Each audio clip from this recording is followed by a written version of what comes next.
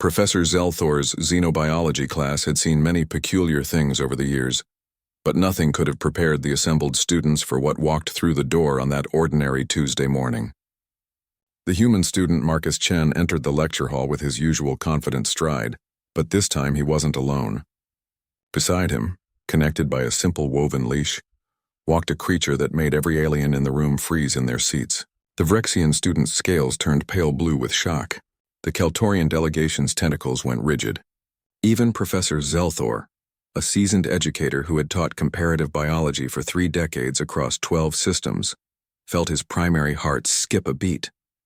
"Apologies for being late, Professor," Marcus said cheerfully, seemingly oblivious to the paralyzed silence that had engulfed the room. Traffic was terrible, and Luna needed her morning walk. Luna, the creature, had a name. The creature that, according to every reputable xenobiological database in the Galactic Union, had been extinct for over 200 years. The animal sat obediently beside Marcus, its silver-gray fur catching the artificial light of the classroom. Amber eyes surveyed the room with an intelligence that seemed almost unsettling. The creature's resemblance to the ancient holovids was unmistakable. Pointed ears, elongated snout, powerful shoulders, and a tail that swished occasionally with what might have been curiosity or perhaps amusement. It was, without question, a Canis lupus, a wolf. "Mr. Chen," Professor Zelthor finally managed, his translator working overtime to keep his voice steady. That appears to be." "Oh, this is Luna," Marcus repeated, scratching behind the wolf's ears with an affection that made several students gasp. "She's a gray wolf. I brought her for my presentation on Earth's conservation success stories. I hope that's okay. You did say we could bring visual aids." The Keltorian student in the front row, Zelnina, raised a trembling tentacle. But wolves are extinct. The database, extinct?" Marcus laughed, a sound that seemed far too casual given the circumstances. "Who told you that?" Professor Zelthor pulled up his datapad with shaking appendages, accessing the Galactic Union's xenobiological archives. There it was, clear as starlight. Canis lupus, status, extinct. Last confirmed sighting, Earth year 2187. Cause, habitat destruction and human encroachment. "The archives," the professor said, turning his screen toward Marcus. "The official records state that wolves were hunted to extinction by your species during the Great Expansion era." Marcus's expression shifted from confusion to something that looked like barely suppressed anger. "Hunted to extinction? Professor, there are over 300,000 wolves currently living on Earth and her colony worlds.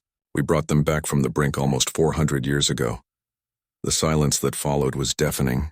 "Brought them back?" Zelthor repeated. "Yeah," Marcus said, his hand never leaving Luna's head. "Humans nearly did wipe out wolves, that part of your data is right. By the early 21st century, we'd pushed them to the edge. But then something changed. We realized what we were losing.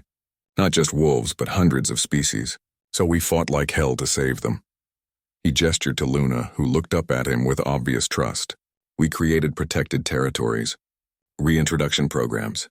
We studied their behavior, their ecology, their importance to the ecosystem. We changed laws, changed cultures, changed ourselves. It took generations, but we did it. Wolves, bison, tigers, elephants, whales, species we'd nearly destroyed, we brought back."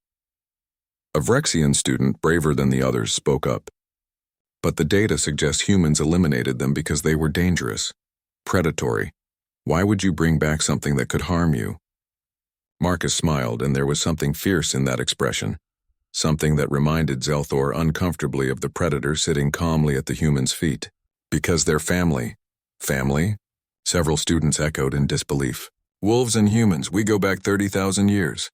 They were the first species we ever partnered with. They helped us hunt, kept us warm, warned us of danger. In return, we gave them food, shelter, and companionship. Over millennia, that partnership gave us dogs, but we never forgot where they came from. Wolves aren't just animals to us. They're a reminder of who we were, who we are, and who we can be." Marcus knelt beside Luna, and the wolf leaned into him, a gesture so natural and trusting that it made the evolutionary partnership he described suddenly, viscerally real. "Every species in the galaxy makes mistakes," Marcus continued. "We made huge ones. But we also learned that being the dominant species doesn't mean destroying everything in our path. It means protecting it, preserving it. taking responsibility for the damage we caused and fixing it, no matter how long it takes. Professor Zelthor found himself recalibrating everything he thought he knew about humans. The Galactic Union had always viewed them as somewhat reckless, aggressive, and dangerously sentimental. But this was something else entirely. This was a species that could pull themselves back from the brink of becoming monsters, that could choose preservation over convenience, that could love the very predators they once feared. "I'm updating the archives immediately," Zelthor said quietly. "With your permission, Mr. Chen, I'd like to make your presentation mandatory viewing for all xenobiology students in the Union." Marcus grinned. "Sure thing, Professor. Luna and I would be happy to help." He paused, then added with a mischievous glint in his eye, "Though I should warn you, if you think bringing a wolf to class is shocking, wait until you meet my classmate who's bringing her pet bear next week." The collective gasp that erupted from the students was almost musical. Professor Zelthor felt his teaching career had just taken a very unexpected, very interesting turn. And as he watched Marcus and Luna take their place at the front of the class, he couldn't help but think that perhaps the most dangerous thing about humans wasn't their capacity for destruction. It was their stubborn, beautiful, utterly unreasonable capacity for redemption. The galaxy, he decided, had severely underestimated them.